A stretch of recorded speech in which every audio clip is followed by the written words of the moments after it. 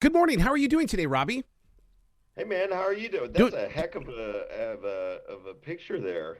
oh, What is that? well, It's like it's it's a acoustic, which I study Native American spirituality, and that acoustic is where, like, if you have somebody that it's like if you're having a bad day or there's somebody that you don't like to be with, you go up and you touch them with acoustic, and it's like a game of tag, and now it's their turn to come and touch you through a game of coup.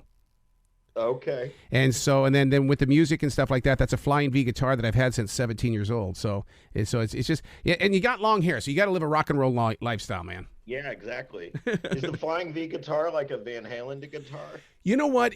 What I love about this Flying V is it is like but it doesn't look anything like Eddie Van Halen did, but maybe a Michael Schenker kind of a Flying V.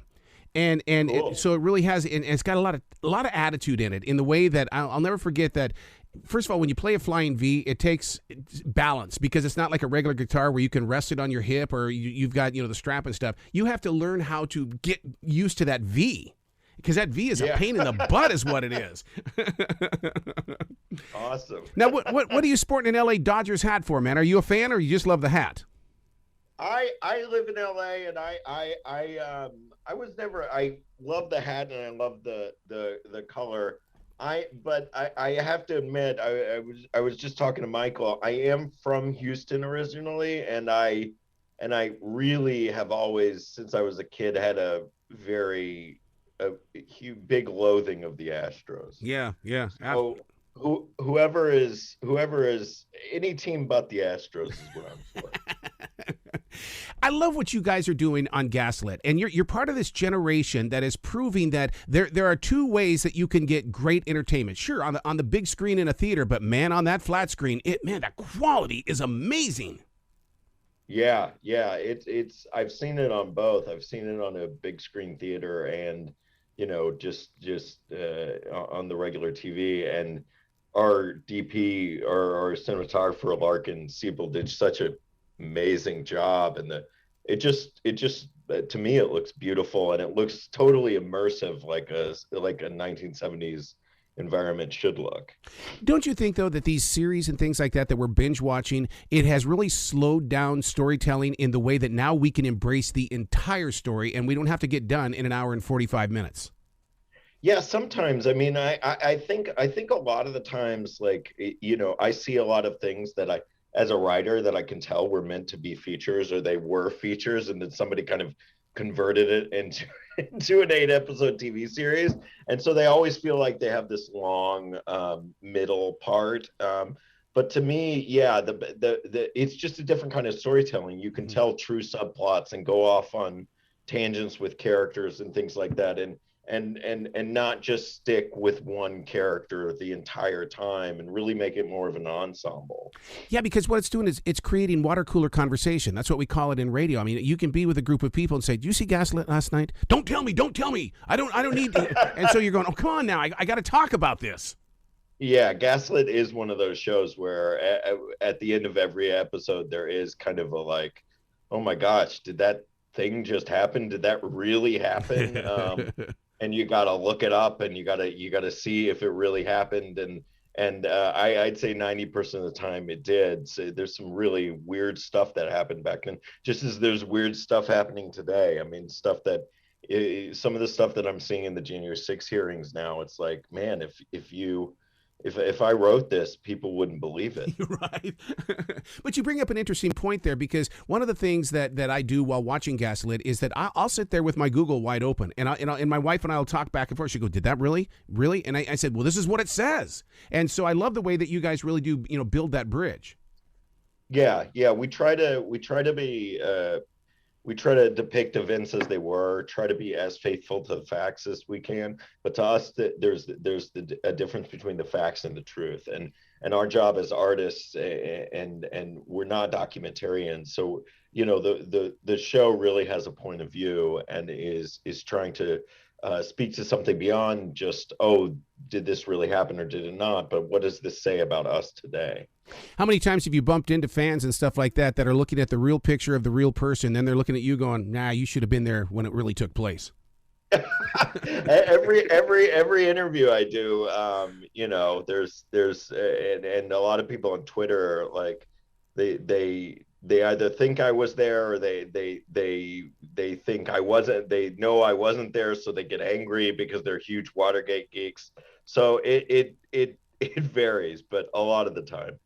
But what's great about Gaslit is the fact that you do bring up Watergate in a way that now we can digest it. Because I was a kid when it was on TV, and as a kid, and that was the only thing on TV, it drove me insane. Yet as an adult, like asparagus, I love it. Yeah, I mean, I think, I'm a huge Watergate and Nixon geek, and I have been since I was a kid. But we really made this show, from the beginning. I said I want to make this show for people, actually, for people who couldn't care less about Watergate, people who don't remember Watergate, people who don't know what it was, and don't care what it was, care more about what's going on today. I think the show is more about people and why people are complicit in horrible things and what that does to their lives. And it really is, my mom's a huge conservative Republican, and she loves the show, until I told her that, well, in a way, it's about the Trump administration, and she just went silent. Yeah, when you start slipping words like that into the conversation, it's like, okay, how am I going to respond to this? It's like, well, yeah, and that's the thing. Like, when you see it about Watergate, it kind of de-weaponizes the polarized politics we have now. Because it happened so long ago, you kind of look at them just actually more objectively. You look at everybody more objectively, and you're able to see, liberals are able to see themselves in these Republican villains of history, and Republicans and conservatives are able to not, feel like somebody's attacking them, and that we're just showing people, which is what we're doing. I mean, I relate to everybody in the show. So what happens when Starz comes up to you and says, "Okay, Robbie, we need you to do another series. Let's go. Should we do it on Johnny Depp and Amber Heard, or do we do it on the January 6th insurrection series?" What would you do?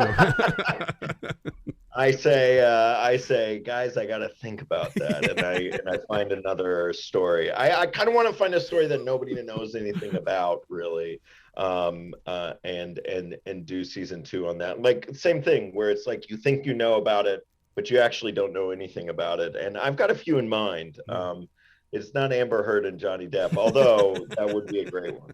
So do you have the wow factor going on when you're putting things together? In other words, when you're doing your research, I mean, there are many times I'll sit there and say, my God, I had no clue. Yeah.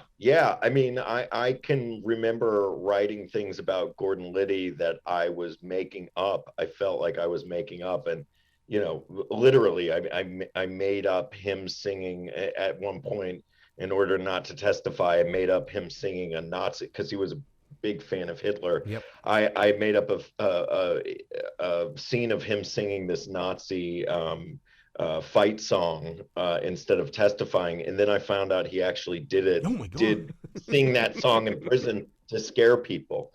And it's just like, once you think you're writing something and you're going a little overboard, you read something that just it completely disavows you of that notion.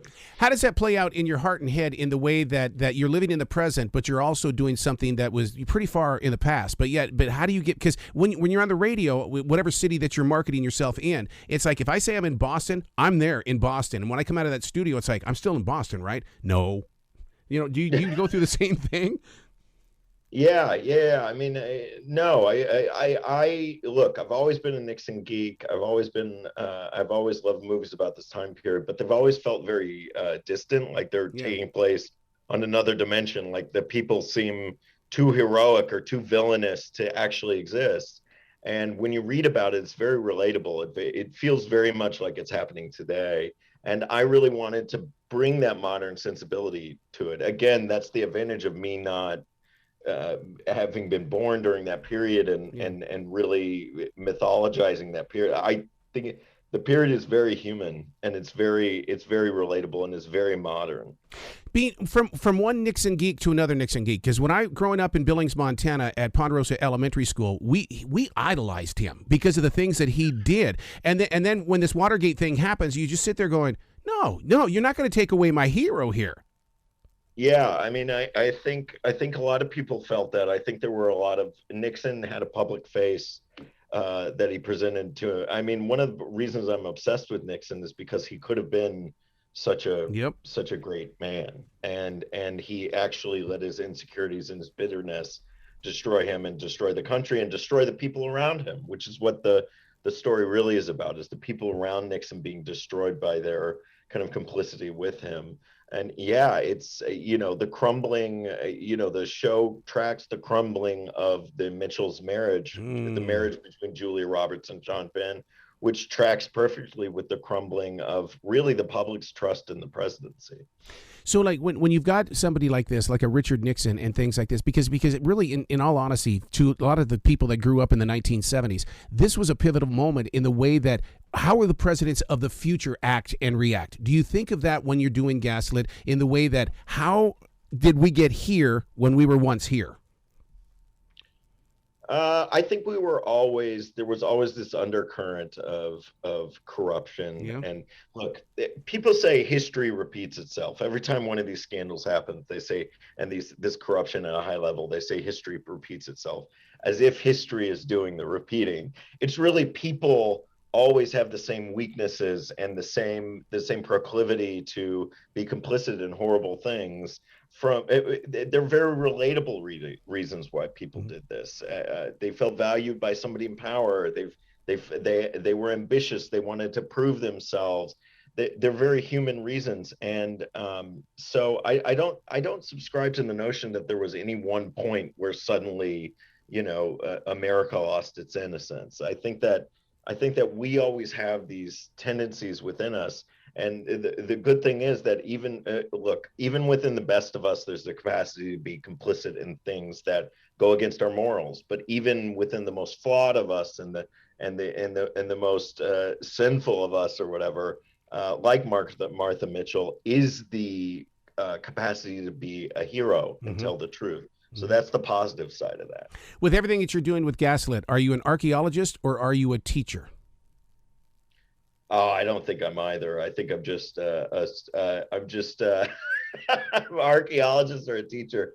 I think I'm kind of an idiot making a story, trying to show people a different side of my kind of dummy side of the way I look at history. So I guess sort of a teacher, but that would imply that I'm smarter than students, and I assure everyone I'm much dumber than them. Wow. Well, dude, you got to come back to this show anytime in the future. The door is always going to be open for you.